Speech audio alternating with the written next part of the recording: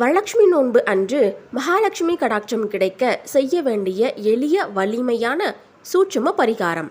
வெள்ளிக்கிழமைக்கு முந்தைய நாள், அதாவது வியாழன் இரவே ஒரு தாமரை பூவின் இதழ்களையும் கொஞ்சம் பச்சை கற்பூரம் இரண்டையும் ஒரு எவர் சில்வர் அல்லாத பாத்திரத்தில் இரவு முழுவதும் ஊற வைத்து பூஜை அறையில் வைக்க வேண்டும்.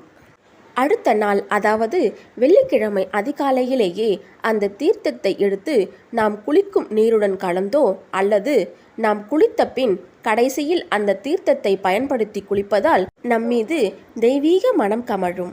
மகாலட்சுமி தாயாருக்கு மிகவும் விருப்பமான தாமரை பூவின் மனம் நம்மீது வருவதால் மகாலட்சுமியின் கடைக்கண் பார்வை நம்மீதும் படக்கூடிய பாக்கியம் அமையும்.